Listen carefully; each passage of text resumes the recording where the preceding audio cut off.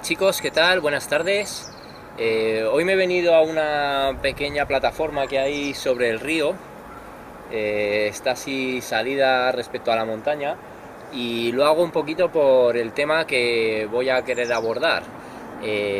Porque voy a hacer una presentación que voy a intentar mezclar. No sé si me va a dar tiempo a hacerlo todo, pero la idea es hablar de las artimañas de Satanás. Y entonces quiero unificar cuatro bosquejos en realidad que no son muy largos. Uno que nos hablaría de las artimañas de Satanás, otro nos hablaría de nuestra lucha, otra de las enseñanzas de los demonios y otra de la iglesia de Satanás. Entonces, esta mañana justo he pasado por aquí y he visto esta plataforma y me parecía un buen lugar para grabar algo, en cierto modo, en memoria del momento en el que Cristo fue tentado por el diablo, ¿no? Que le puso todos los reinos del mundo ante su mirada y le dijo que todo esto te entregaré si postrado me adorares.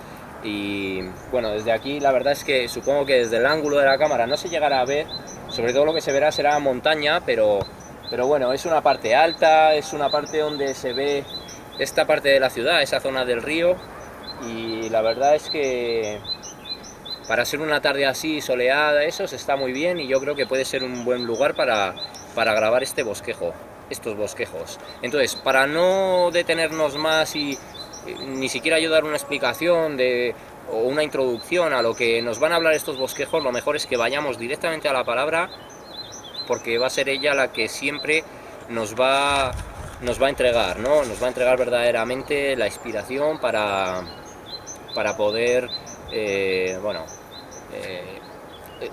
informar sobre Satanás o exponerlo, ¿no?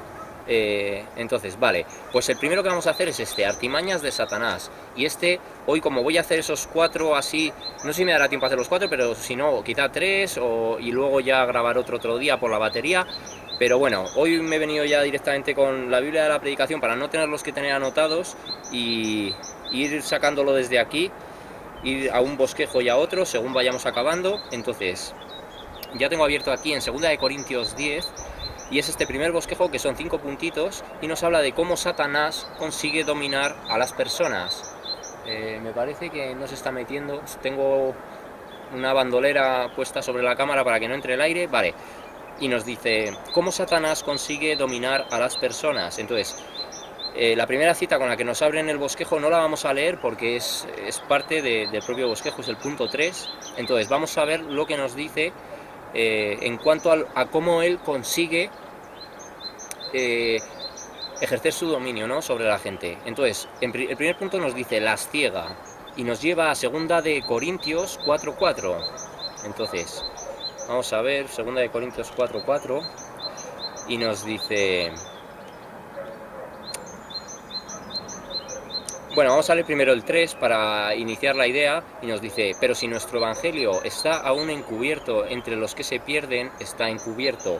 O sea, si nosotros no somos capaces verdaderamente de extraer la información, de recibir revelación del Espíritu Santo, entonces es entre los que se pierden, para los que no hay revelación, ¿no? Porque el Espíritu no les permite en sí captar la revelación de esta palabra. Entonces nos dice: pero si nuestro evangelio está aún encubierto entre los que se pierden, está encubierto. Versículo 4, en los cuales el Dios de este siglo, Dios con minúsculas, en los cuales el Dios de este siglo cegó el entendimiento de los incrédulos, para que no les resplandezca la luz del evangelio de la gloria de Cristo, el cual es la imagen de Dios. Entonces es precisamente, digamos que al margen de tomar o de proponer para el humano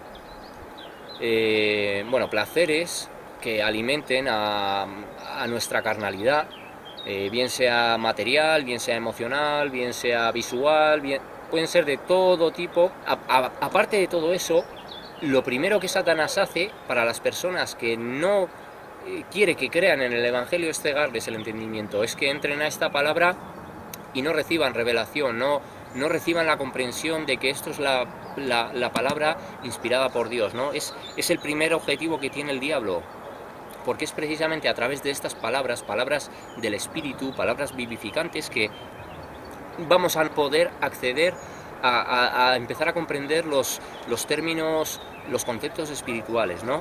Entonces es el primer objetivo, nos lo dice, en los cuales el Dios de este siglo cegó el entendimiento de los incrédulos, para que no les resplandezca la luz del Evangelio de la gloria de Cristo. Entonces ni creen en la palabra, ni creen en el mensaje, ni creen en toda la historia que la Biblia nos relata, ¿no? Entonces ni siquiera pueden captar la esencia de esos patrones que Dios ha establecido a lo largo de la historia para manifestarse y para revelarse como quien ha inspirado esta palabra, ¿no? Ellos no lo pueden captar porque es el propio Satanás quien ha cegado su entendimiento, así nos lo dice. El Dios de este siglo cegó el entendimiento.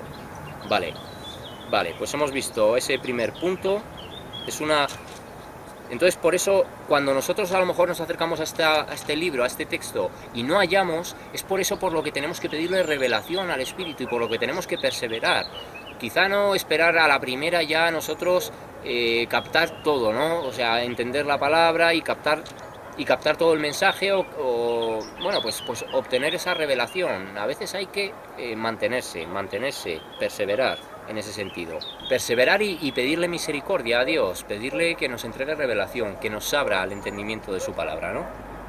Punto 2 nos dice, seduce sus corazones. Esto nos lleva a Apocalipsis 20:10. Seduce sus corazones. Apocalipsis 20:10 y nos dice, y el diablo que los engañaba fue lanzado en el lago de fuego y azufre, donde estaban la bestia y el falso profeta, y serán atormentados día y noche por los siglos de los siglos. Entonces los engaña con los placeres del mundo, los engaña con todo lo que a la vista nuestra, a los gustos nuestros es agradable. O sea, no, verdaderamente el diablo no nos va a engañar con cosas desagradables. Precisamente su engaño reside en presentar cosas que a nuestra naturaleza humana son apetecibles, ¿no? El pecado siempre va disfrazado, es un lobo con piel de cordero, siempre viene disfrazado de esa manera, viene de una manera que en muchos casos ni siquiera somos capaces de interpretarlo como pecado, ¿no? Y toda la realidad de todos esos engaños, precisamente, nuestra conciencia en muchos casos no lo puede revelar, pero es cuando vamos a la palabra, cuando accedemos a ella, cuando se nos quita ese velo y entonces empezamos a comprender y a interpretar cómo verdaderamente el diablo trabaja. Porque muchas veces, y esto lo digo entre gente creyente, a lo mejor cuando les quieres hablar del diablo y de sus estrategias, te dicen, no, yo del diablo no quiero saber nada. Como diciendo, a mí háblame de Dios, pero del diablo no me interesa, no estoy interesado en saber. Y en realidad eso se puede entender esa posición, pero verdaderamente es algo que al propio diablo le interesa que no se hable de él, le interesa que no se denuncie cómo él opera, le interesa que sus estrategias no sean conocidas ni reconocidas por la gente, porque entonces no nos podemos defender. Pero es que precisamente al enemigo hay que conocerlo para saber cómo contrarrestarlo, hay que tener ciertas referencias para que nosotros estemos más alejados de su propia influencia, ¿no? O sea, conocer al diablo no implica vincularte con él, sino verdaderamente poderlo atacar, poder poner trabas a su propio plan, ¿no? A su propia obra. Entonces, la manera muchas veces es eso, a través del corazón, a través de las pasiones también. O sea, muchas veces precisamente esto sucede en todo el mundo porque todos como humanos tenemos también la necesidad de bueno, pues en cierto modo de saciar ese amor, ¿no? Entonces, muchas veces a través de las relaciones, proyectando nosotros nuestros ideales o nuestros ideales realmente, una imagen en muchos casos alejada de la verdad, lo proyectamos sobre otras personas y entonces pensamos que esa otra persona es lo que nos hace falta para ser felices, ¿no? Pero en relaciones además tóxicas, que en muchos casos viene por lo mismo, por patrones emocionales donde las personas no han resuelto conflictos y se meten en relaciones que les aportan en cierto modo lo mismo, ¿no? Es un continuo desafío porque tampoco se dan un tiempo para ellas estar a solas y saber lo que les falta, ¿no? Y en muchos casos, si no tienes a Dios, es ir buscando como un ciego, ¿no? que va camino al despeñadero, pues así vas y realmente no sabes lo que te está faltando, nunca vas a sentir esa plenitud, nunca vas a sentir que ese vacío concluye porque no has dado espacio a Dios. Y como Dios es amor, el verdadero amor que va a saciar toda necesidad, emocional va a ser el tener a Dios presente, ¿no? El tenerlo nosotros en nuestra vida. Vale, venga, pues seduce sus corazones. Vamos al punto 3 y es esta de 2 de Corintios 11-14, que es donde nos ha salido el bosquejo, y nos dice: las engaña con verdades aparentes, domina a las personas a través del engaño con verdades aparentes. Y nos dice 2 de Corintios 11-14, y nos dice: y no es maravilla porque el mismo Satanás se disfraza como ángel de luz. Entonces, esto es en parte con el pecado, el disfrazar al pecado de algo apetecible, que esto lo mismo, ya el primer ejemplo lo tenemos con Eva, ¿no? A Eva acabó pecando contra Dios, uno por cómo el diablo le engañó, cómo el diablo le vendió la película de una manera totalmente diferente a lo que Dios ya le había dicho, pero además como que le insistió en que dejarse llevar por su vista, ya no que hiciera tanto caso a lo que Dios le había ordenado, sino que se dejara llevar por su vista, que observara cómo ese fruto era codiciable, apetitoso, era dulce al paladar, o sea, apetecía verdaderamente comerlo, ¿no? Entonces muchas veces el pecado es así, simplemente que es que responde a nuestros instintos, y el diablo, esto yo en otro momento ya lo dije, igual que Dios tiene una predeterminación para nuestra vida, el diablo mismo tiene un plan alternativo para nuestra vida, ¿no? Digamos, estrategias personalizadas. El diablo siempre nos va a tentar, nos va a tratar de tentar para que fallemos a Dios en nuestras debilidades, en lo que nosotros somos más propensos a caer, o sea, donde nosotros vamos a sentir zona de debilidad y vamos a tener más posibilidades de verdaderamente caer, ¿no? Entonces, por eso él también tiene que planificar de manera personalizada cada ataque. Cada una de las estrategias está enfocada a las debilidades del individuo. Y entonces él también utiliza eso, utiliza verdades aparentes. Y en el caso de distorsionar la espiritualidad, en muchos casos lo hace, por ejemplo, con la nueva era. Él te habla de códigos espirituales que de alguna manera a tu alma resuenan, te habla con un lenguaje, pues eso, de luz, de amor, pero lo hace precisamente para que a través de eso todas sus herejías sean aceptadas, ¿no? La gente verdaderamente que no conoce la palabra de Dios le suena a verdad y comulguen con esas cosas. Y en los casos de la nueva era concretamente, donde hay canalizaciones, donde hay visiones, en este caso es muy probable, vamos, de hecho se puede casi asegurar que es así, porque hay mucha gente que dice: yo es que he contactado con hermanos mayores, he contactado con seres de luz. Pues todos esos seres de luz responden precisamente a esta afirmación de la palabra. Y no es maravilla porque el mismo Satanás se disfraza como ángel de luz. Así que no es extraño si también sus ministros se disfrazan como ministros de justicia, cuyo fin será conforme a sus obras. En cierto modo, ahí nos puede estar hablando de la parasitación sobre los gobernantes, sobre los jueces, sobre los miembros de la justicia, pero también sobre todos esos hermanos mayores, todos esos extraterrestres, todos esos maestros ascendidos, toda esa gente que también se revela y se manifiesta a personas que han entrado en un camino de ocultismo, de esoterismo, de invocar fuerzas, de intentar usar el poder de la mente, en fin, de utilizar todas las técnicas de la nueva era, y entonces han dado acceso, han abierto ese canal para que todas esas entidades demoníacas se manifiesten, y ellos evidentemente no lo van a hacer con su apariencia, lo van a hacer con una apariencia bueno, pues de seres de luz, pero a esas entidades, precisamente si queremos saber su naturaleza y su realidad, mencionémosle el nombre de Cristo, y en ese caso las personas van a comprobar cómo esa bondad, esa aparente benignidad de esos seres cambia radicalmente, ¿no? Porque además el engaño de la nueva era en ese sentido está en eso, en enfocarte en otros maestros, en enfocarte en otros salvadores, de hecho en enfocarte a ti o ubicarte a ti como el Salvador, como lo necesario para que esta tierra mejore, como para que venga el cambio, ¿no? Entonces, siempre tiene que utilizar y apoyarse en verdades aparentes, como así nos dice este bosquejo. Él siempre tiene que dar su mentira maquillada, no la puede soltar bruta, ¿no? No puede dar el engaño así, porque entonces el engaño no sería efectivo. El engaño siempre tiene que ir incluyendo ciertas herejías que verdaderamente atentan contra la verdad de Dios, contra la naturaleza de Dios, contra su propia palabra, pero de una manera que no sea realmente evidente, ¿no? Tiene que funcionar así, y eso es como funciona también en el catolicismo. En el catolicismo, como ellos, en primer lugar, utilizan una Biblia, no una Biblia, utilizan los misales, entonces hacen digamos que la encuadernación es exactamente igual que las Biblias, y como ellos no la llevan a la iglesia, pues ellos ven el cuaderno ahí puesto y dicen, es que me están leyendo la Biblia, pero no es verdad, les están leyendo sus misales.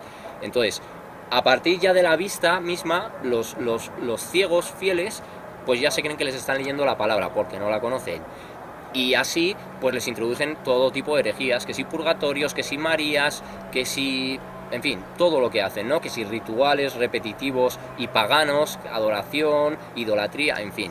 Bueno, pues todos los engaños, pero como se supone que ellos sí se basan en la palabra, pues entonces así se la cuelan, ¿no? Así se la cuelan a la gente, porque en teoría es lo mismo, son herejías, son mentiras disfrazadas de verdades aparentes. Aparentemente ellos se basan en el Evangelio, porque aunque mencionen en cierto caso a Jesús y tal, no importa, porque un poquito de levadura leuda toda la masa, y en rituales que ellos dedican y consagran a María, pues evidentemente están fallando en un punto clave donde Dios nos dice que no comparte su adoración con nadie, ¿no? Su gloria con nadie. Vale.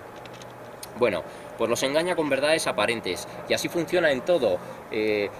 Cuando nosotros queremos comprobar cómo a través de la televisión, a través de la música, a través del deporte, a través de todas las cosas realmente que mueve este mundo y que lo mueve a nivel de masas, en todo podemos comprobar cómo hay ataques directos a las verdades de Dios, en todo, en absolutamente todo, y cuanto más consciente te hagas de estas cosas, más evidente se va a hacer ante tu vista. O sea, verdaderamente ya no vas a caer en esas cosas. O sea, el diablo hasta entonces podía haberte estado también utilizando en ese sentido toda esa programación que tienes.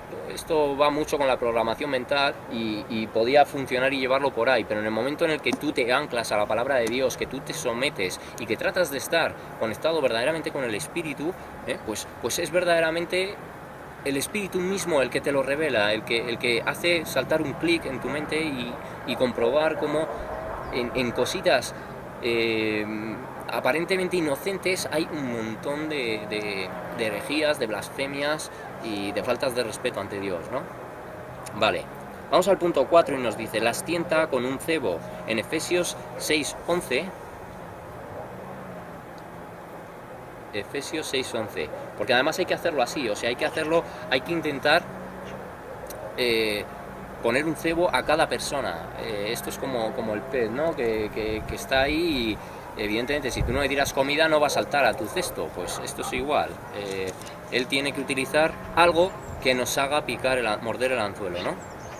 Entonces nos dice la armadura de Dios, y dice, vestíos de toda la armadura de Dios para que podáis estar firmes contra las asechanzas del diablo.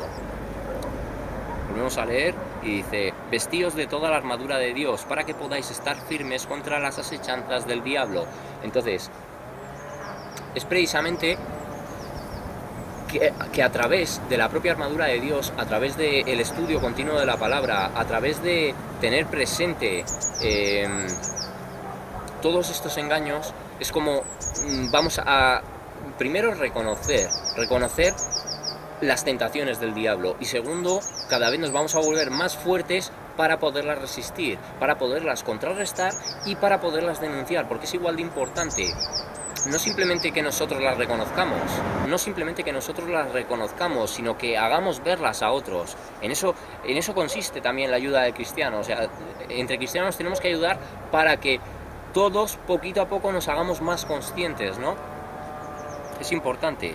Entonces siempre va a haber un cebo, siempre, por ejemplo, a la gente que peca de idolatría, a la gente que acaba teniendo fe en cuadros, en rosarios o en cualquier objeto, en muchos casos a lo mejor el cebo es que y esto hablo porque tengo el testimonio de alguna persona, pues que a lo mejor por el hecho de utilizar un cuadro, de poner un cuadro sobre una persona enferma, aparentemente esa persona mejore su estado de salud temporalmente, ¿no? Y entonces a partir de ese momento eso ha funcionado como un cebo, y entonces las personas se someten a la idea de pensar que es el cuadro, o es la imagen, o es el rosario, o la estampita, lo que tiene el poder de sanar, lo que tiene el poder de proteger, ¿no?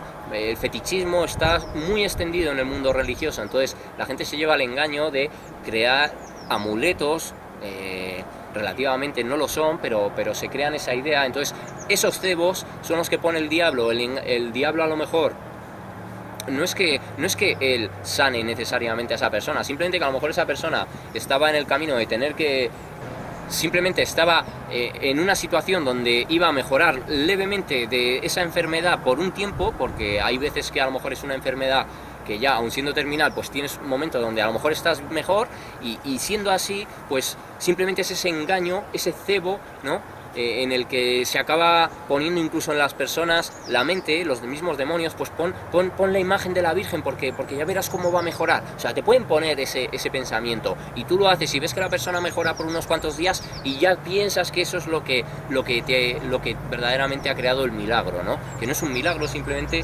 es algo que se ha dado por casualidad, porque todo lo que venga finalmente dado por temas de idolatría no van a ser milagros verdaderos de Dios, ¿no? Entonces, y como eso, pues en otras muchas cosas. Entonces siempre es utilizar un cebo, siempre es utilizar algo que vaya a conseguir que entres en un pecado que tú mismo no interpretes como pecado, pero que sea absolutamente contrario a la voluntad de Dios. Ese es el juego de Satanás, ¿no? Dar un cebo, proponer un cebo que nos haga permanecer en el engaño y en la ignorancia de incluso la naturaleza de lo que ese cebo verdaderamente supone, ¿no?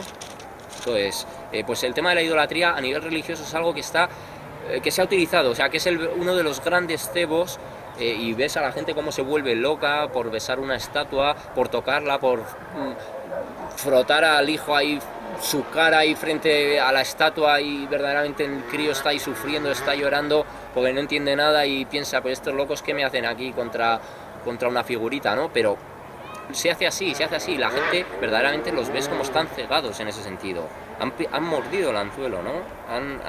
Han picado directamente ese cebo que les ha puesto el diablo. Entonces nos dice, la retiene bajo su dominio.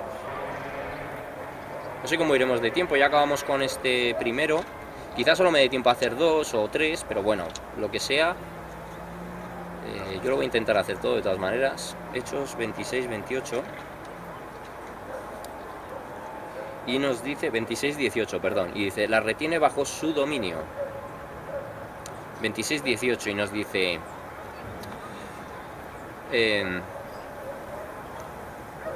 bueno, vamos a leer a partir del 16, y dice, pero levántate y ponte sobre tus pies, porque para eso he aparecido a ti, para ponerte por ministro y testigo de las cosas que has visto y de aquellas en las que me apareceré a ti, librándote de tu pueblo y de los gentiles a quien ahora te envío. Bueno, esto se lo está diciendo a Pablo, ¿no? Cuando le dirige le encomienda llevar la misión de llevar la palabra al mundo de los gentiles. Y dice, versículo 18, para que abras sus ojos, para que se conviertan de las tinieblas a la luz, y de la potestad de Satanás a Dios, para que reciban por la fe que es en mí perdón de pecados y herencia entre los santificados. Entonces, nos guste o no, lo queramos aceptar o no, cualquier persona que ignore el evangelio verdadero está bajo la influencia de Satanás. Cualquier persona, da igual que sea una persona que sea religiosa, da igual que sea una persona que se considere atea, da igual que sea una persona que en su propia idea se considere buena persona y diga, yo no hago mal a nadie y entonces a mí el diablo no me influye, o sea, el diablo no tiene ninguna potestad sobre mí. Pero sí, porque en el momento en el que él te convence de que ignores la palabra de Dios, estás bajo su influencia, porque es la única palabra que te va a llevar a la salvación. Entonces, precisamente por eso Pablo es dirigido a llevar el mensaje a todos los gentiles, porque ellos no conocían la verdad del Dios verdadero, ¿no? Entonces, solo a través de conocer esa doctrina, bueno, la doctrina de la gracia, todas las doctrinas finalmente, pero a través de conocer el evangelio, es como los gentiles verdaderamente iban a pasar de la potestad de Satanás a la gracia de Dios, ¿no? Al círculo de bendición de Dios. Porque es eso, no es simplemente el religioso que adora a falsos dioses, sino cualquiera que ignora la palabra de Dios, incluso cualquiera que, estando en la palabra de Dios, se mueve por la manipulación de las doctrinas humanas y verdaderamente no está adorando a Dios en espíritu y en verdad, no le está sirviendo de la manera en que Dios exige. Entonces, todo eso es estar también bajo la potestad de Satanás. Satanás no es solo, digamos, al ateo, a las personas que no consideran la palabra de Dios, ni a Dios, ni le dan un espacio en su vida, a esa persona ya la tiene agarrada. Pero su objetivo principalmente es corromper a los cristianos, o sea, a las personas que ya están en la palabra de Dios, y entonces es ahí a través de las tentaciones y de las pruebas. Pero porque a los demás ya los tiene agarrados, ya los tiene sometidos bajo su influencia, ¿no? Vale. Venga, pues en este caso, y así lo dice, los retiene bajo su dominio, en la inconsciencia de las personas. O sea, ellas verdaderamente no consideran que están siendo influenciadas por él, pero si luego se enfrentan a la palabra de Dios, entonces es cuando empiezan a reconocer todos los fallos que acaban teniendo, todas las cosas que estaban desafiando al Creador, ¿no? Vale. Entonces por eso tenemos que someternos a lo que nos dice la palabra. Es enseñanza y es una guía nada más. O sea, esto no es religión, esto no supone meterte en una iglesia, encerrarte en un culto o comulgar con, pues eso, con la falsa iglesia católica, ¿no? Esto supone tener una relación directa con el Creador. Para eso nos ha revelado toda su escritura, para que lo conozcamos y nos acerquemos a él en la verdad. Vale, venga, pues vamos a pasar al segundo bosquejo, que nos habla de nuestra lucha. En este caso es en Efesios 6:10. Y aquí nos habla de la armadura de Dios. Este ha salido también ha salido realmente el 11, pero... Vale. Nos habla de nuestra lucha y nos dice: las fuerzas del enemigo son fuertes, organizadas, son principados y potestades. O sea, no estamos hablando de 4 personas que... cada uno por su lado están tratando de hacer un mal, ¿no? No, estamos hablando de potestades, de principados, o sea, de verdaderamente un ejército organizado que al servicio de Satanás opera en todo el mundo y para con todas las personas. O sea, ellos verdaderamente tienen una labor que cumplir, saben lo que están haciendo y lo hacen con toda conciencia. Entonces nos dice, Pablo habla de gobernadores de este mundo. Son tan peligrosos por el hecho de ser invisibles, porque cuando nosotros vemos a un enemigo directo cara a cara, entonces nosotros, bueno, pues podemos estar alerta, ¿no? Pero ante los demonios que no los vemos, estamos sometidos ante su influencia y sin embargo pensamos que no están ahí, ¿no? Pero verdaderamente están acechándonos a todos los humanos, a todos. A los que rechazan a Dios, digamos que ya han quedado sometidos a esa influencia, ¿no? Pero principalmente ante los cristianos están ejerciendo un poder quizá incluso más intenso, ¿no? Para hacerlos caer, para llevarlos fuera del camino. Vale, entonces, este bosquejo nos lo divide en 4 puntos y nos dice, en primer lugar, nuestra lucha, y dice el tipo de lucha, y nos dice, apartado A, es una lucha real, en Efesios 6:12, y nos dice, porque no tenemos lucha contra sangre y carne, sino contra principados, contra potestades, contra los gobernadores de las tinieblas de este siglo, contra huestes espirituales de maldad en las regiones celestes. Entonces, son precisamente influencias que afectan en el terreno espiritual, pero sobre todo afectan también en el terreno mental, en el terreno emocional, en todos los terrenos que abarca, digamos, nuestra alma, ¿no? El espíritu finalmente es la parte pura nuestra, pero ellos afectan nuestra alma para que a través de emociones negativas, a través de malos pensamientos, a través de patrones de comportamiento, estemos continuamente atentando contra nosotros mismos, ¿no? Por medio de actos que nos lleven a desafiar las órdenes de Dios, los mandamientos, y bueno, pues finalmente a estarlo desobedeciendo, ¿no? A no prestarle la atención que merece y a la dirección que verdaderamente nos da su palabra. Entonces es una lucha real, es una lucha espiritual, pero precisamente por no verlo, muchas veces no llegamos nosotros a reconocerlo, ¿no? Vale. Entonces, el apartado B de el tipo de lucha que es, nos dice, es una guerra espiritual.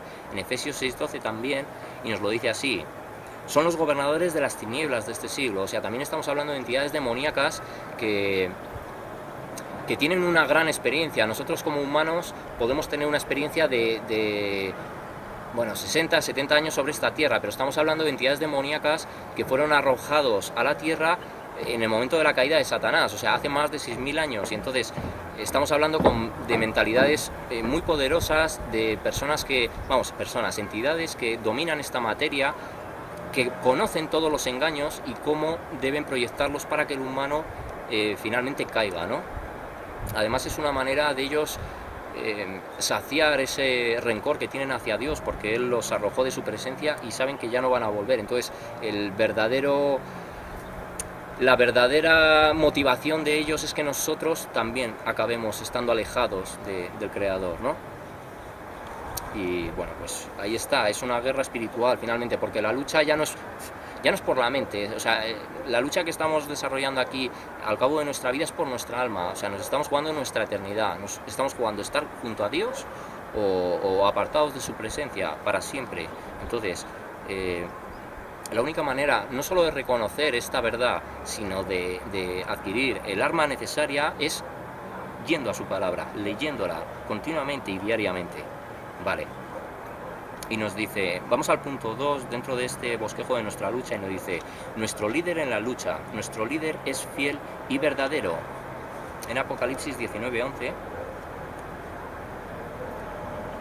y aquí nos habla de el jinete del caballo blanco, es la segunda venida de Jesús, que por los tiempos en los que estamos no va a tardar ya en venir realmente. Bueno, la segunda venida falta todavía el periodo de la tribulación, pero para lo que es el arrebatamiento, pues estamos ya ahí en ese momento profético, ¿no? Vale, entonces nos dice el jinete del caballo blanco, y nos dice: entonces vi el cielo abierto, y aquí un caballo blanco, y el que lo montaba se llamaba Fiel y Verdadero, y con justicia juzga y pelea. A ver, porque se me ha ido el bosquejo, Efesios. Y con justicia juzga y pelea. Vale, a ver el punto que nos ha dicho. Sí. Nuestro líder en la lucha, nuestro líder es fiel y verdadero. Entonces, lo primero es fiel porque Él, en esa fidelidad y en ese amor, nos ha transmitido, lo primero, el arma que nosotros tenemos para enfrentarnos a estas potestades, que es su palabra. Lo segundo, nos ha enviado al Espíritu Santo para que nosotros, a través de su palabra, podamos interpretar toda esta realidad. Y lo tercero, encima, nos ha dado un esquema y una resolución a cómo esta historia va a acabar, ¿no? Él nos asegura que a pesar de esta lucha, la guerra está ganada. Él ya venció a la muerte, Él venció al mal, derrotó a Satanás en el momento en el que fue crucificado, así lo dijo, consumado es.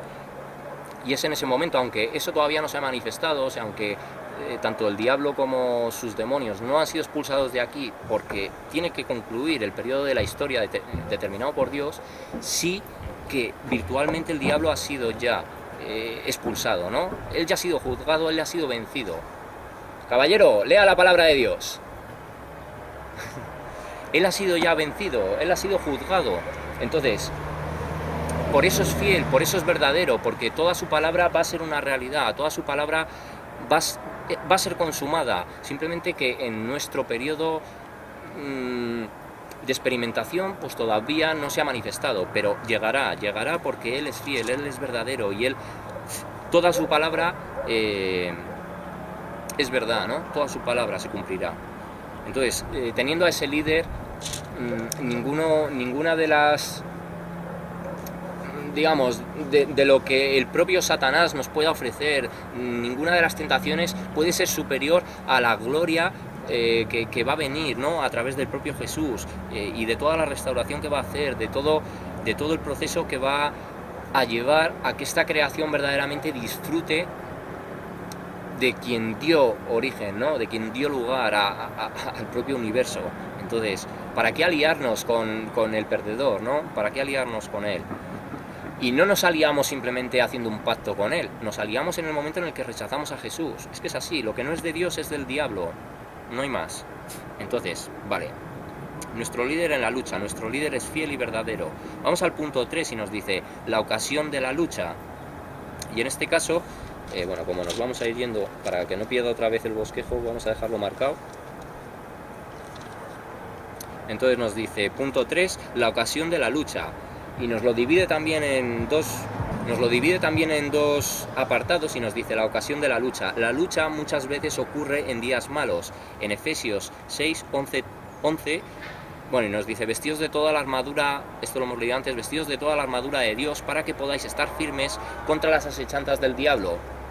Porque muchas veces Satanás precisamente lo que hace es utilizar esos días de recaída, esos días en los que nos sentimos indignos, esos días en los que nos sentimos más débiles frente a Dios, ¿no? En que sentimos que le hemos fallado. Entonces es ahí cuando Él intenta implementar en nuestra mente el pensamiento de tú realmente no eres cristiano, tú no eres elegido por Dios, tú lo has fallado ya demasiadas veces.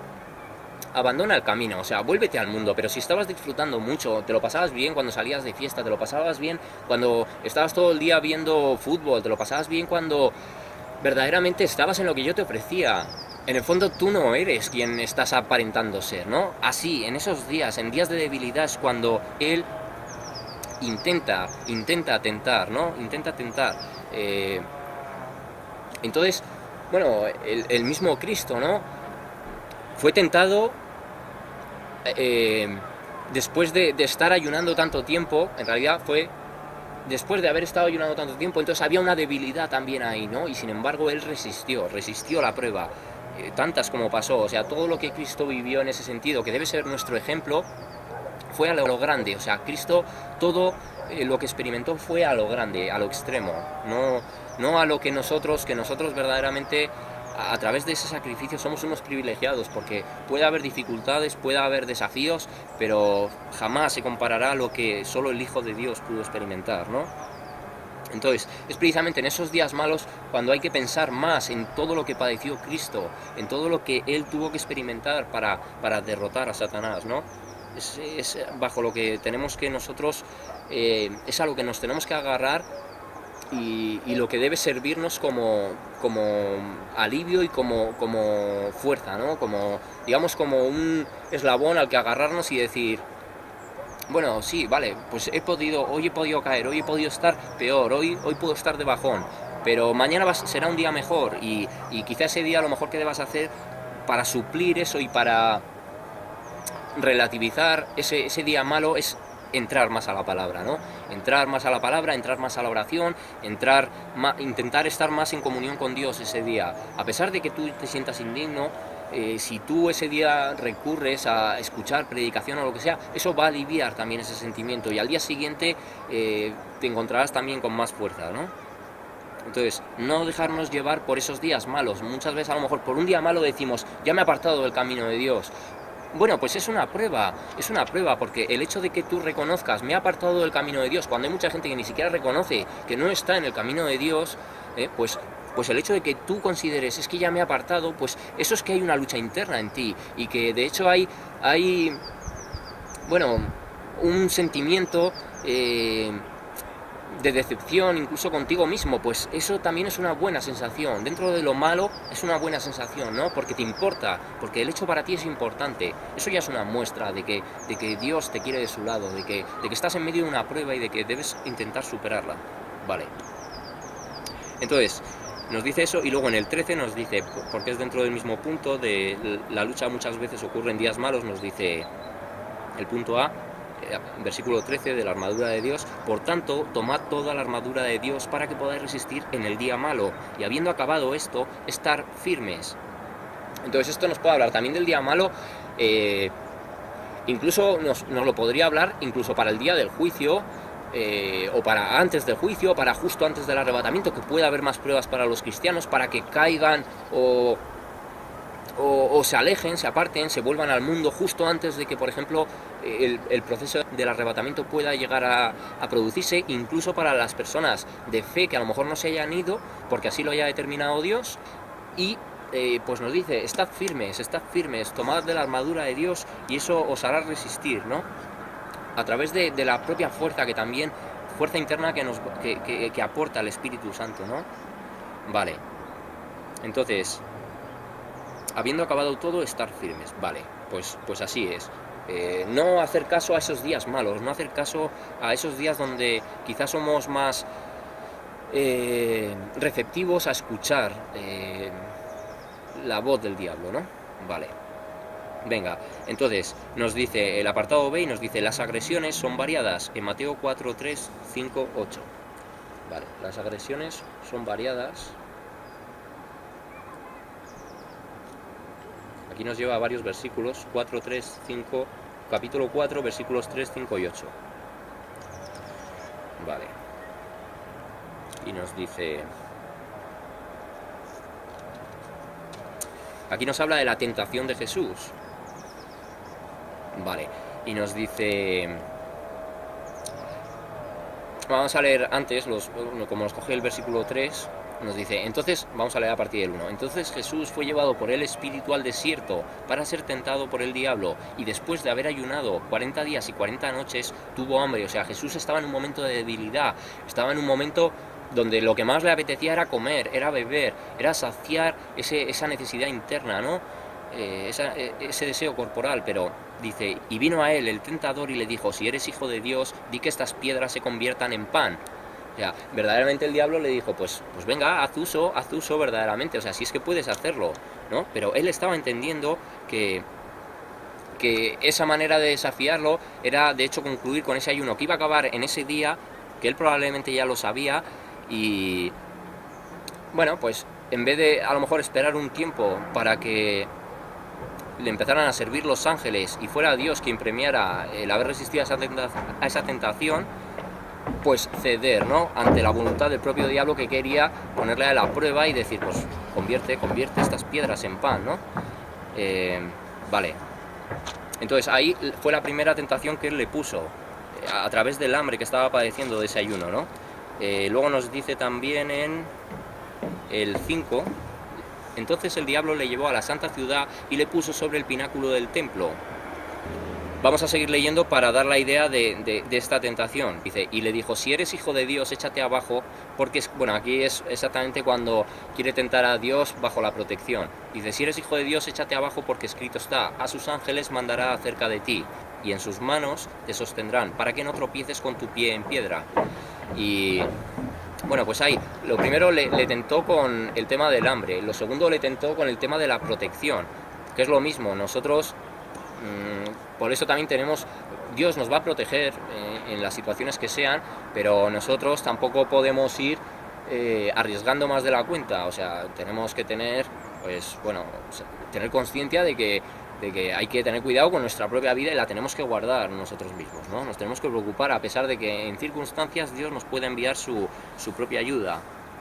Entonces, bueno, vamos a leer, aunque no nos mencionaba el 7, pero dice, Jesús le dijo, escrito está también, no tentarás al Señor tu Dios. O sea, muchas veces, Dios, pues hoy muéstrame, o manifiéstate, o dame esto, o dame lo otro. A Dios no se le puede exigir. O sea, Dios es el soberano y es quien decide lo que puede llegarte o no, pero eso de ordenarle a Dios, no.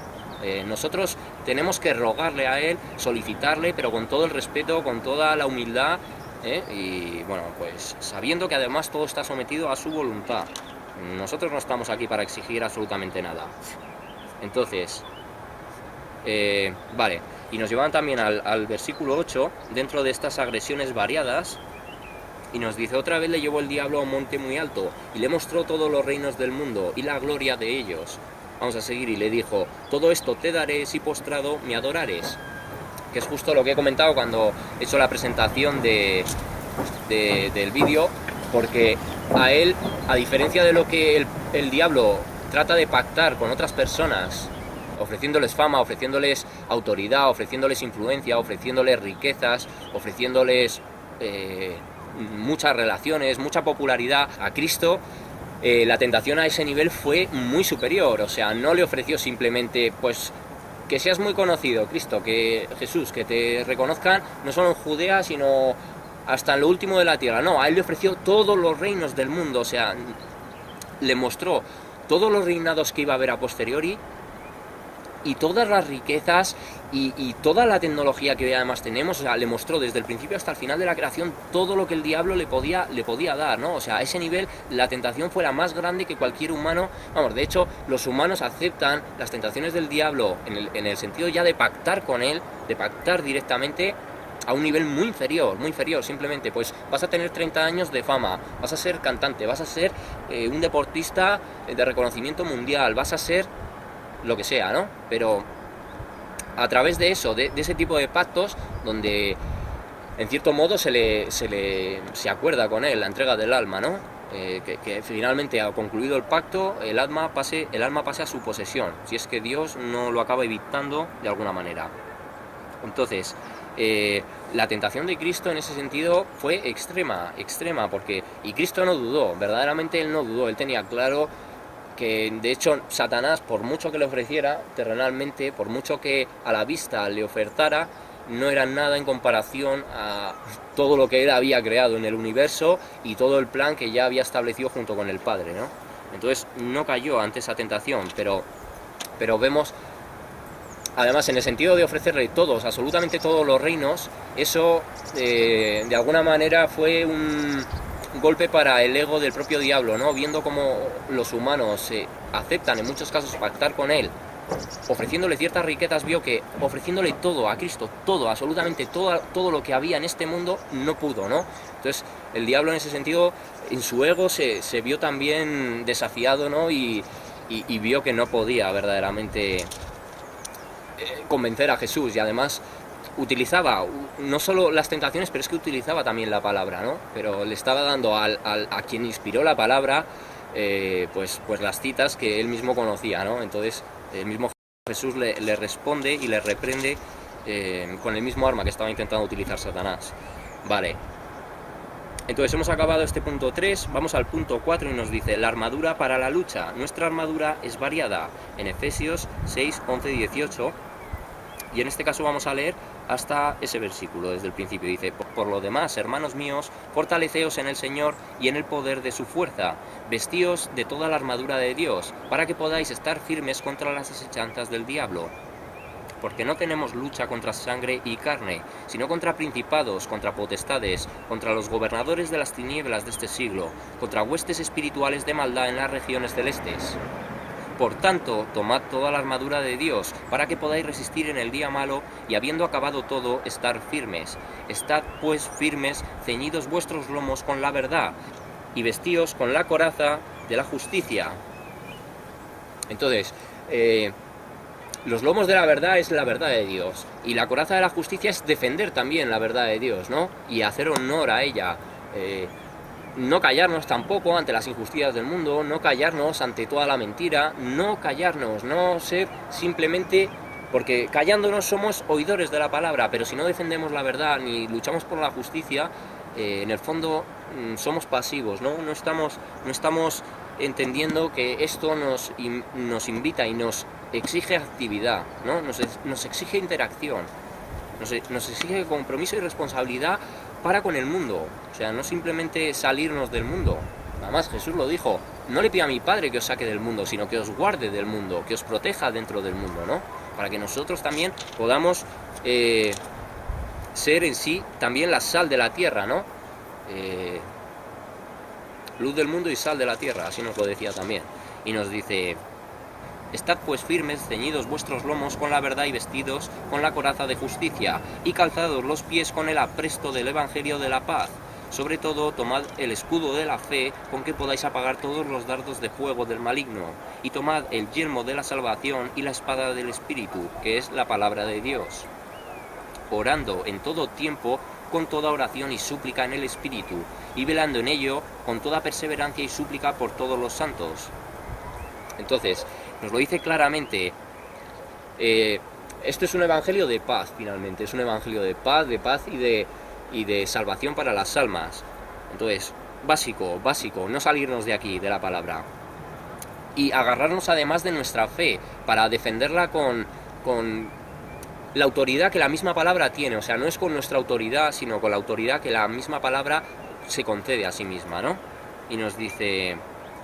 Entonces eso será un fruto de la fe también. Y dice: tomad el escudo de la fe con que podéis apagar todos los dardos de fuego del maligno. Y en muchos casos apagarlos significa precisamente exponer al maligno, exponer sus estrategias, exponer su modo de operar, su manera de proceder. Todo eso también es apagar los dardos de fuego del maligno, aparte de la lucha interna que cada uno individualmente tenemos que tener, ¿no? Y tomad el yelmo de la salvación y la espada del Espíritu, que es la palabra de Dios. O sea, la salvación como el elemento clave a predicar y a enseñar a la gente, ¿no? Que es lo que está en juego verdaderamente, es la salvación de nuestra alma, de nuestro espíritu. Y dice, y la espada del Espíritu, que es la palabra de Dios, porque nosotros a través de nuestro propio razonamiento tampoco podremos hacer ver a la gente la necesidad de que se acerquen a la palabra de Dios, pero si reciben palabra directa de Dios, inspirada por el mismo Espíritu, es esa palabra que es de doble filo y que traspasa las conciencias, ¿no? Que verdaderamente, si hay 2 o 3 personas que la escuchan, puede afectar a esas 2 personas. A lo mejor nosotros con nuestra propia oratoria no lo conseguimos, pero si es la palabra, si el propio Espíritu lo permite, va a traspasar, ¿no? Va a traspasar cualquier muro. Entonces, por eso siempre utilizar la palabra de Dios, siempre como la espada del Espíritu. Y dice, orando en todo tiempo con toda oración y súplica en el Espíritu, y velando en ello con toda perseverancia y súplica por todos los santos. O sea, orando verdaderamente, ya no orando limitándonos a eso, a un templo, a un momento, a un domingo llego al templo y doblo mis rodillas. No, no solo eso, es que la oración, además nos dice, orando en todo tiempo. La oración es eso, es que tú estés, por ejemplo, por la tarde en un parque y a lo mejor si estás leyendo la palabra de Dios, estás orando, porque te estás comunicando con la inspiración del Espíritu. No estás orando desde ti mismo, pero estás nutriéndote del Espíritu, y eso es una oración también, ¿no? Si recitas un salmo, eso es oración también. Que tú tengas a Dios presente en tus pensamientos diariamente, continuamente. No que lo limites a me levanto y me acuesto y en todo ese trayecto del día no hay Dios para nada, no hay espacio para nada de Dios, ¿no? A Dios no se le concede ni un minuto, no, es que lo tengas presente en tu mente continuamente, que le agradezcas por cada cosa del día, que hables con Él, vale. Y dice, y súplica en el Espíritu, también es pedir, rogar por la conversión de los demás, ¿no? Por personas que nosotros conocemos, por personas que están perdidas, por todas las almas finalmente, ¿no? Que todavía no conocen a Dios. Y velando en ello con toda perseverancia y súplica por todos los santos. Velando en el sentido de no apaguéis vuestra lámpara, no dejéis que el aceite se acabe. O sea, velad, esperar al Señor, trabajad para su obra, que sea vuestra máxima prioridad en la vida, ¿no?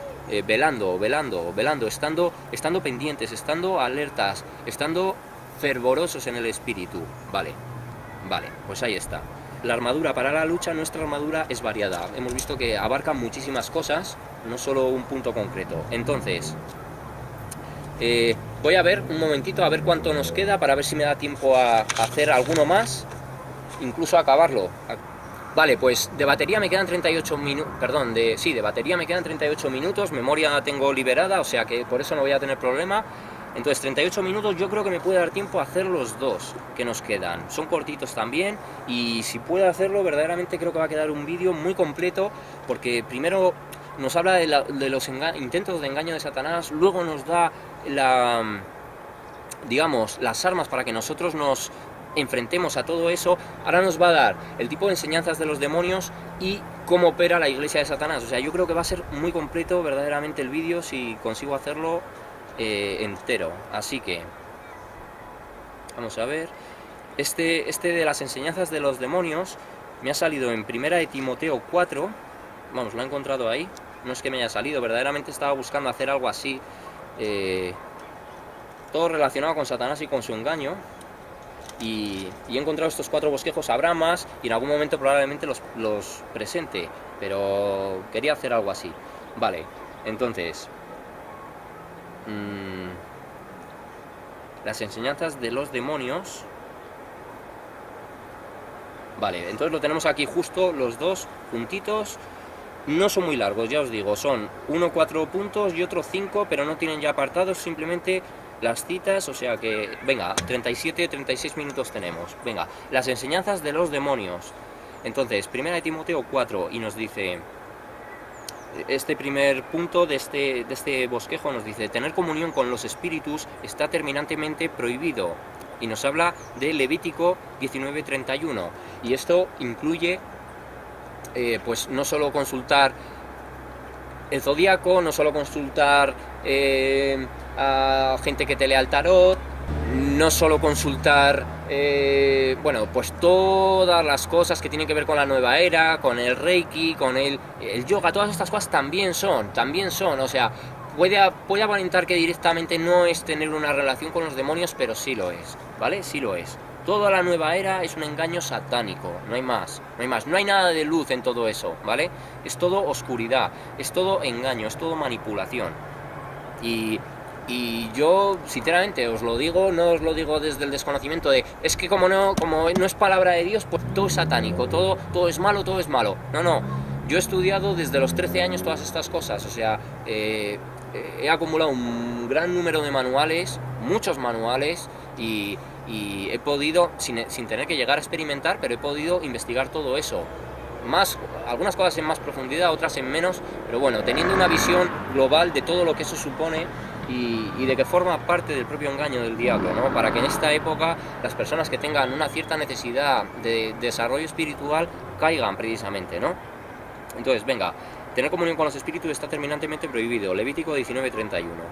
Levítico 19:31 y nos dice, no os volváis a los encantadores ni a los adivinos, no los consultéis, contaminándoos con ellos, yo Jehová vuestro Dios.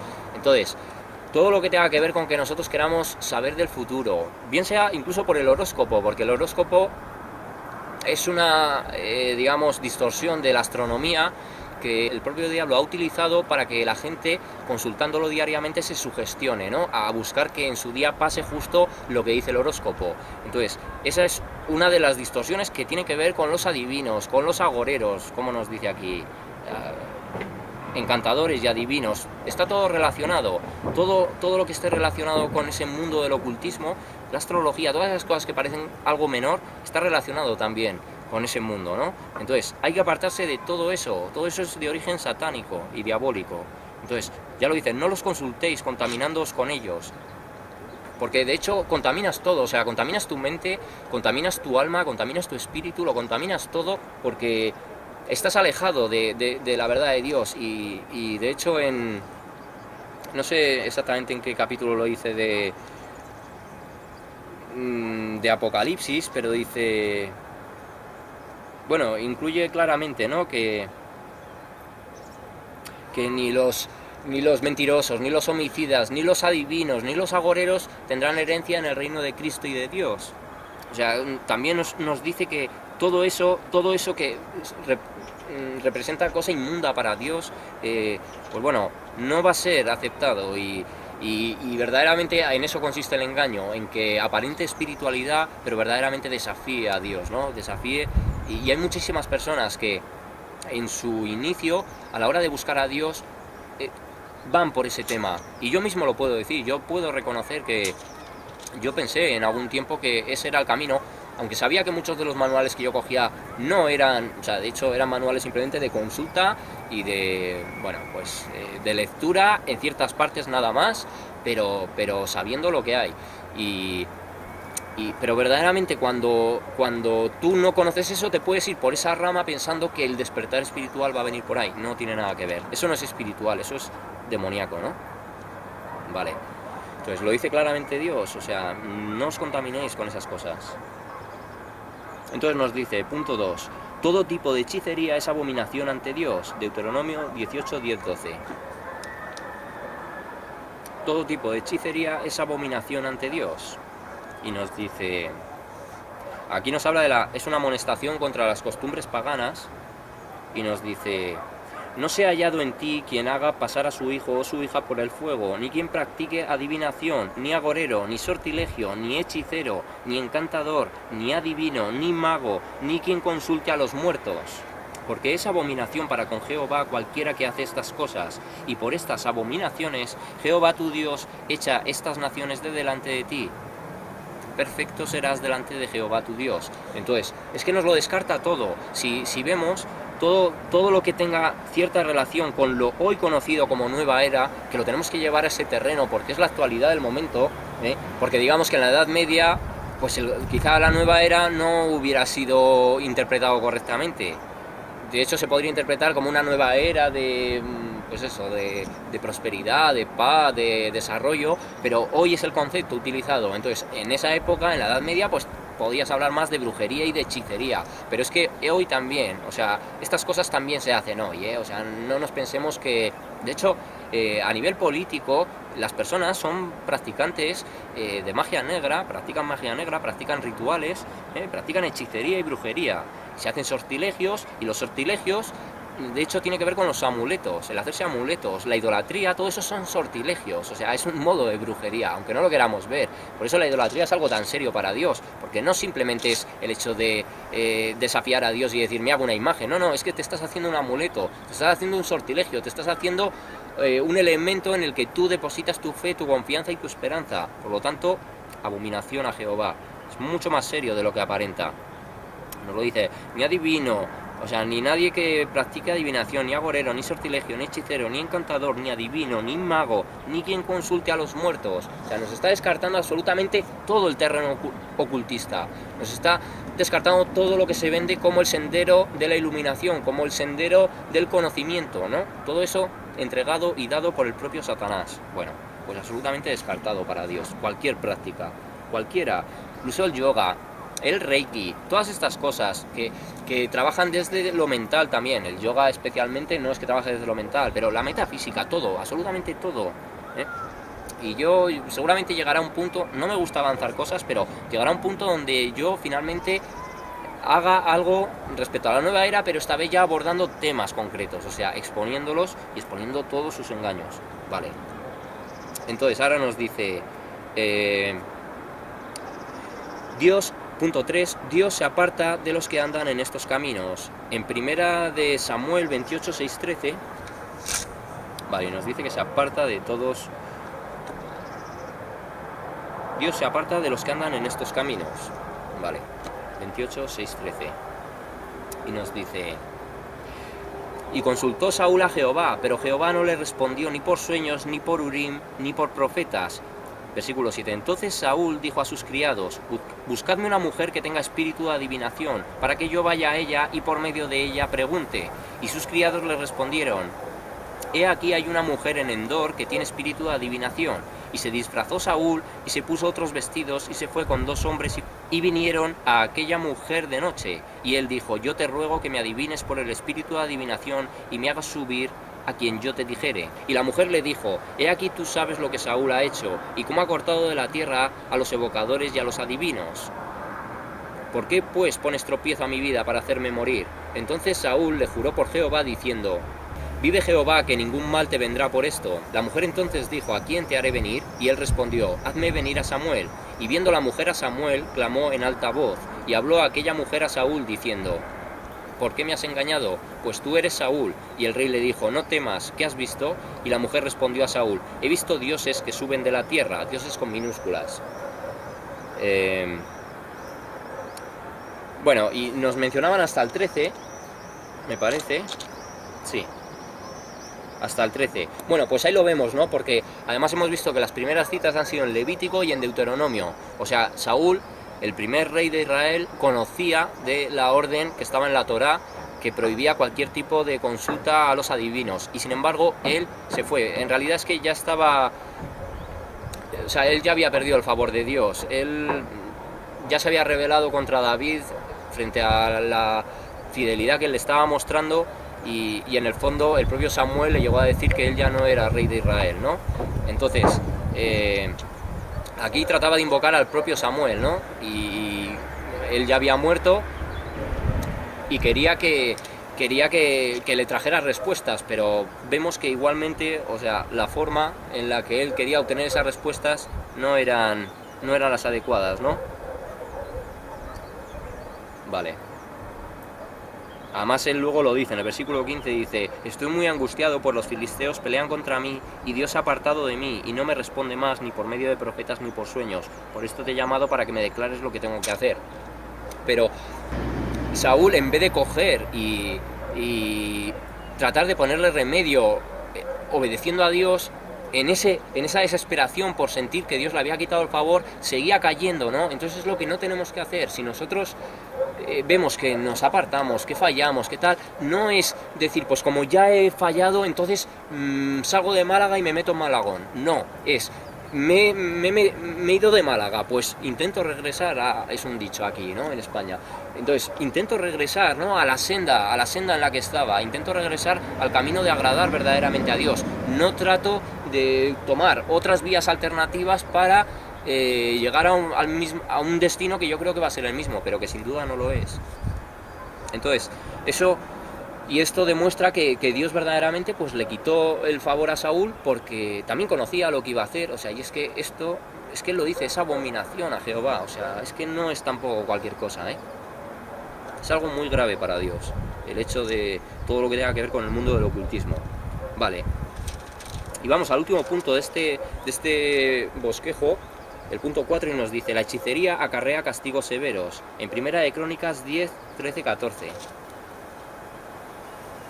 Y aquí habla de la muerte de Saúl y de sus hijos, la consecuencia final, ¿no? Y nos dice... Bueno, antes nos habla de cómo murió Saúl. Bueno, leemos el 12 y nos dice: se levantaron todos los hombres valientes y tomaron el cuerpo de Saúl y los cuerpos de sus hijos, y los trajeron a Jabes, y enterraron sus huesos debajo de una encina en Jabes, y ayunaron 7 días. Versículos 13 y 14 y nos dice: así murió Saúl por su rebelión, con que prevaricó contra Jehová, contra la palabra de Jehová, la cual no guardó, y porque consultó a una divina. Y no consultó a Jehová, por esta causa lo mató, y traspasó el reino a David, hijo de Esaí. Entonces, verdaderamente tuvo una muerte bastante cruel, y además es eso, probablemente si él no hubiera...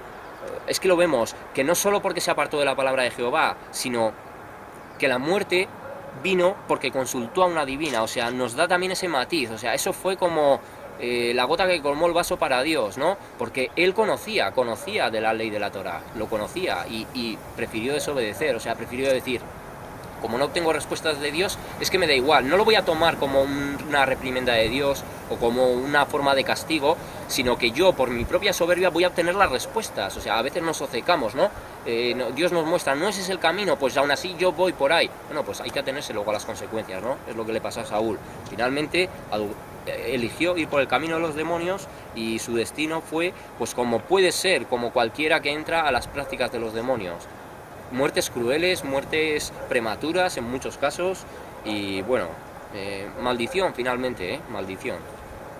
Bueno, entonces, vamos a leer este último bosquejo que nos habla de la iglesia de Satanás, y también aquí nos lo traen en 1 de Timoteo 4.1, y es aquí donde van a ir al punto al versículo del mismo bosquejo, del mismo capítulo, perdón, de Timoteo. Entonces nos dice: la iglesia de Satanás, y nos dice: es una habitación de demonios.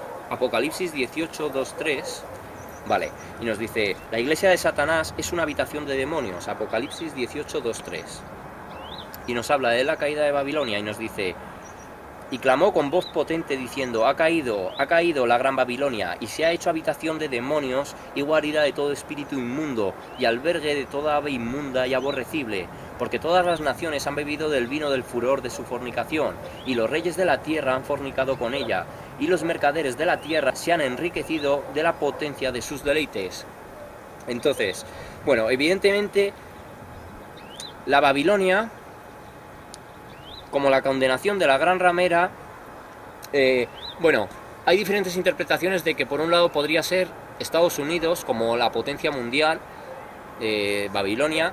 Tenemos que interpretar las cosas desde el ámbito espiritual, y desde el ámbito espiritual, innegablemente Babilonia, la gran ramera es la Iglesia Católica, ¿no? Porque es quien está blasfemando la verdad de Dios, es quien está exaltando a otro semidios. Incluso le cantan así, no sé exactamente cómo se llama ese cántico en latín, pero afirman que Lucifer es el padre de Cristo, ¿no? De Jesús. No recuerdo exactamente cómo se llama, bueno, ese canto diabólico, ¿no? Pero nos lo dice: ha caído la gran Babilonia, y se ha hecho habitación de demonios y guarida de todo espíritu inmundo, y albergue de toda ave inmunda y aborrecible. Albergue de toda ave inmunda y aborrecible, en cierto modo, con todo la idolatría y el paganismo que rodea a la Iglesia Católica. Y guarida de demonios y de todo espíritu inmundo, porque ellos en esos cultos paganos rinden adoración a los propios demonios, al propio diablo, adoptando esa falsa imagen de María, dirigiendo sus cultos a la reina del cielo, en realidad, que no es la Virgen María. Es la manera en que el diablo consigue, a través, o sea, por medio de los creyentes que no están en la verdad de Dios, robarle la gloria a Dios, ¿no? Él lo consigue de esa manera, porque consagran esos cultos, o sea, ellos cierran con el Ave María, ¿no? Y Cristo nos dijo: solo hay una manera de orar, es orando al Padre, no hay otra. Entonces, por eso precisamente todo lo que no es de Dios es del diablo, y por eso todo lo que no está dirigido a la verdad de Dios y a la gloria de Dios está dirigido a la exaltación del propio diablo, ¿no? Del propio Satanás. Entonces, por eso es guarida de demonios, porque ahí se congregan ellos para nutrirse de todas esas falsas oraciones, de todos esos cultos falsos y paganos, ¿no?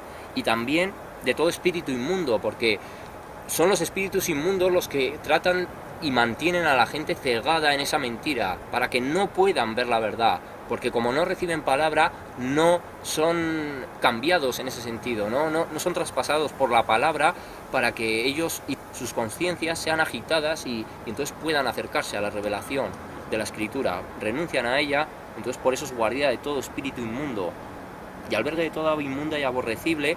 Y esto en este caso, él se ha hecho porque va a quedar destruida. Entonces al final, pues sí, será como en otros momentos donde se nos dice eso, que ahí pastarán los animales y tal, pues al final será eso, territorio muerto, ¿no? Y destruido, porque el juicio de Dios también se va a emitir sobre esa falsa iglesia, indudablemente. Vale, entonces nos habla de la habitación de demonios, que es la Iglesia Católica, y nos dice: su mesa es la mesa de los demonios. Primera de Corintios 10:21.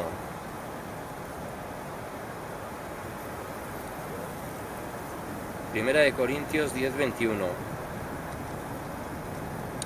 Y nos dice que la mesa es la mesa de los demonios, y nos dice: no podéis beber la copa del Señor y la copa de los demonios, no podéis participar de la mesa del Señor y de la mesa de los demonios.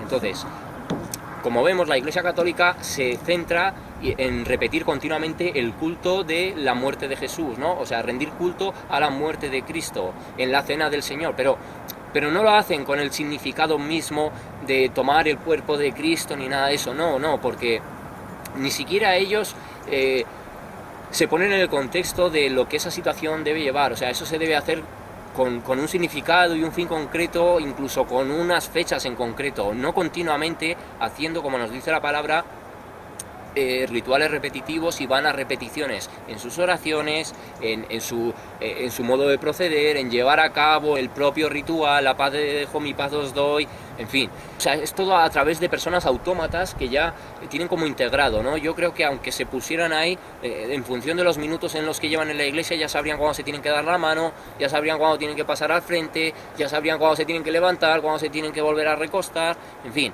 pues eso, se dirigen y se manejan como robots. Entonces, ¿por qué es la mesa de los demonios? Porque además ellos no están recibiendo, o sea, ellos están recibiendo ese continuo ritual y esa repetición de frases vacías, y no están recibiendo el alimento espiritual que supone la palabra de Dios, ¿no? La cena del Señor, en el sentido técnico y literal de lo que es, supone algo en concreto, pero el hacerlo también en las fechas señaladas tiene un significado especial.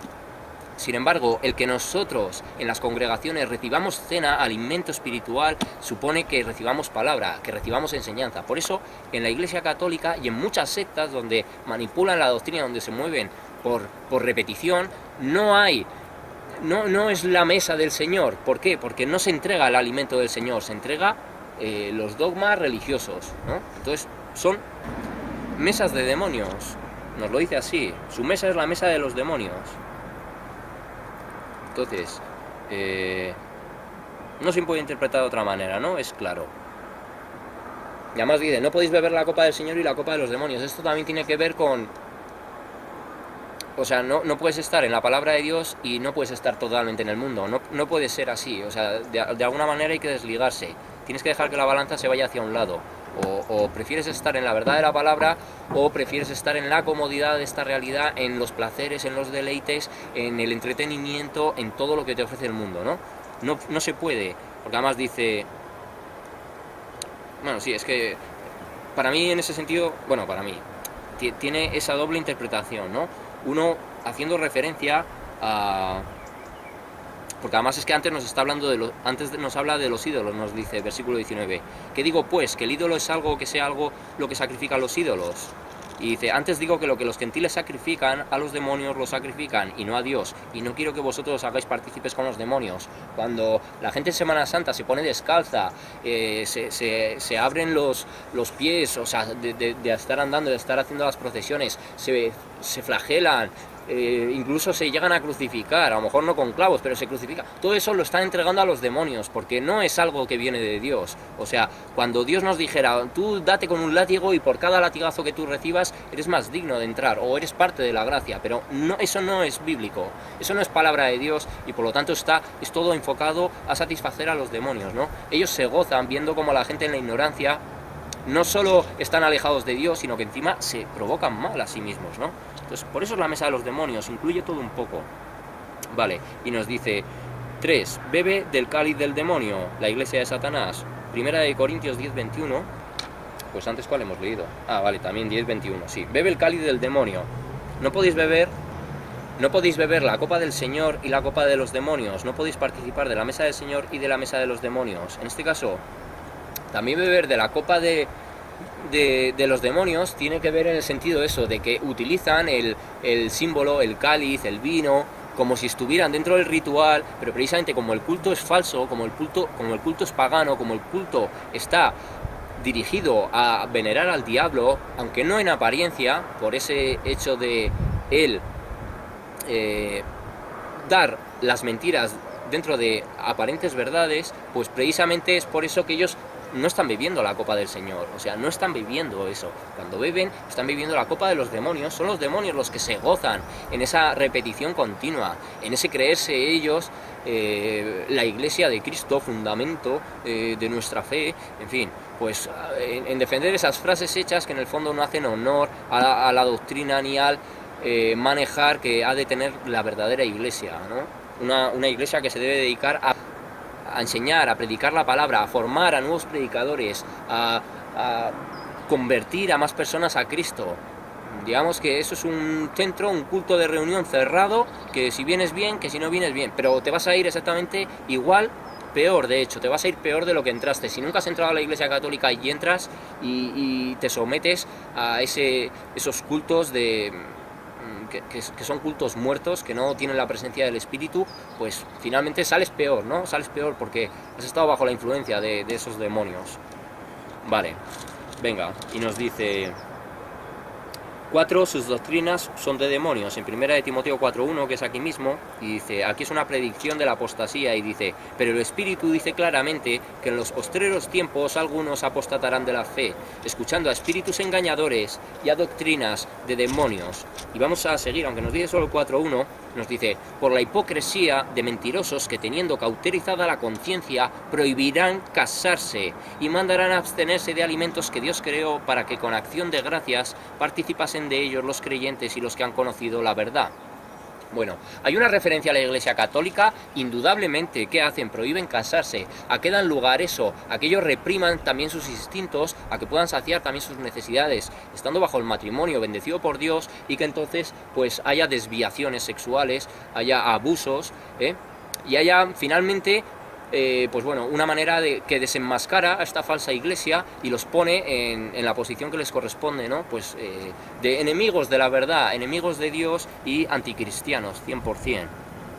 Yo no digo que haya algún católico que O sea, personas católicas que, aunque no entiendo, o sea, no entiendo que alguien diga yo soy católico pero sí estoy en la verdad de Dios, porque si estás en la verdad de Dios no te puedes congregar en una iglesia plagada de imágenes, no puedes hacerlo, no puedes estar siendo partícipe de una iglesia que defiende dogmas y tiene doctrinas que son de demonios, que no son bíblicas. Por lo tanto, nuevamente, lo que no es de Dios es del diablo. O sea, que si tú estás y dices soy católico, pero conozco la verdad, pero sigo siendo católico, para mí es incoherente. Y de hecho es, bueno, pues una manera de decir, es que realmente me...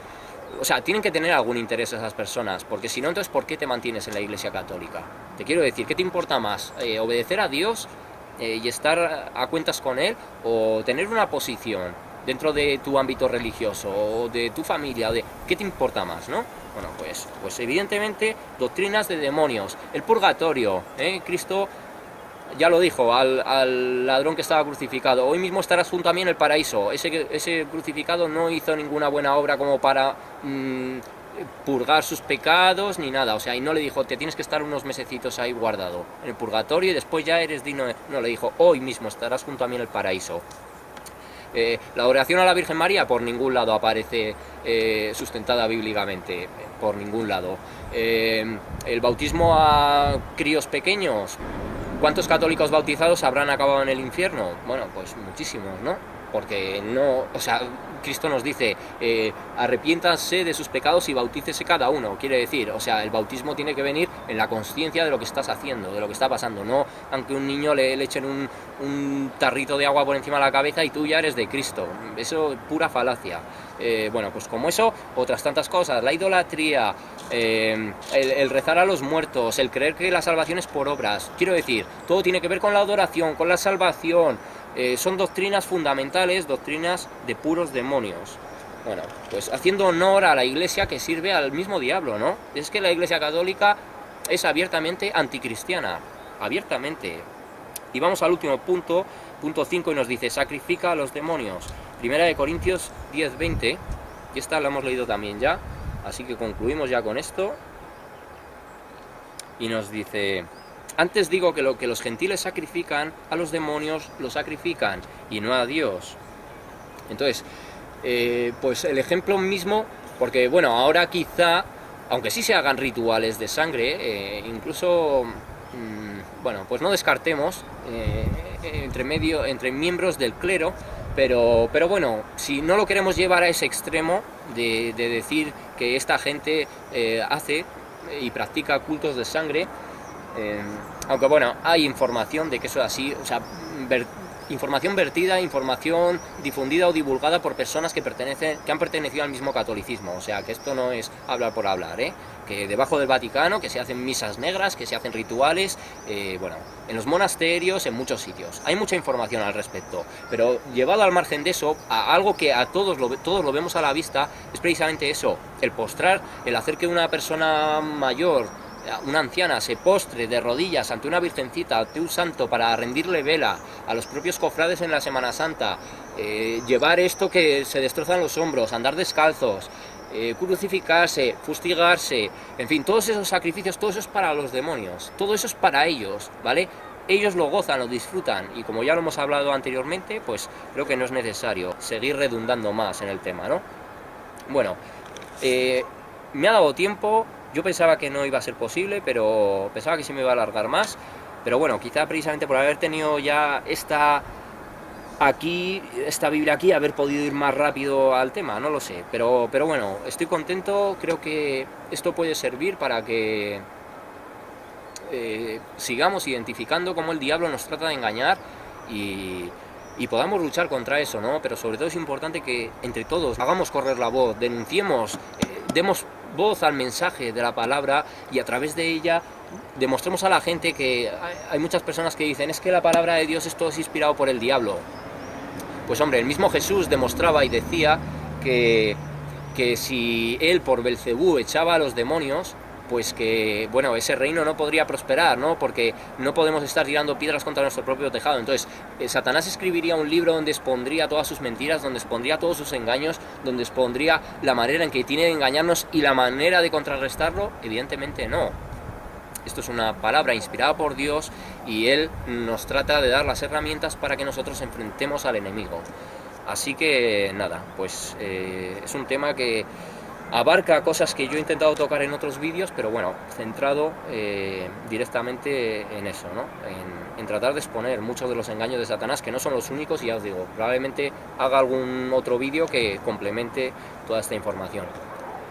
Así que nada, chicos, bueno, desde estas alturas ya, el sol ya un poquito lejos, nos despedimos, hasta un próximo vídeo, cuidaros mucho y que Dios os bendiga. Chao.